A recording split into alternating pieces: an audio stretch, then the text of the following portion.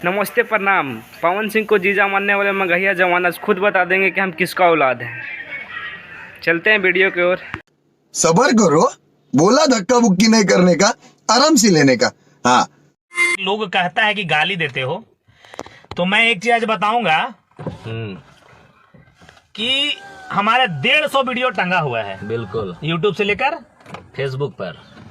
अब किसी में एक बार गाली दे मेरे को, आप स्क्रीनशॉट भेजिए आज। रहने दो, छोड़ो भी जाने दो यार। कभी देखिएगा, कभी किसी को माँ चोर बहन चोर ऐसा बोला होगा तो मुझे आप कहिएगा कि मैं दिया हूँ गालियां।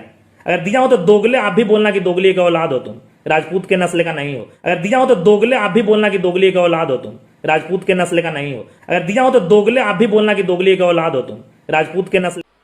मजा नहीं आ रहा है।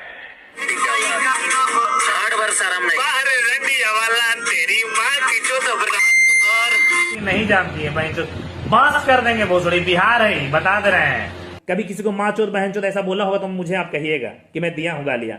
अगर दिया हो तो दोगले आप भी बोलना कि दोगली का औलाद हो तुम।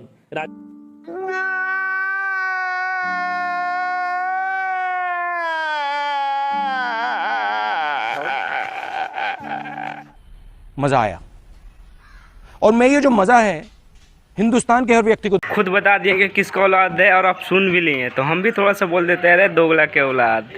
सही बोलता है रे, तू दोगला की ही औलाद है।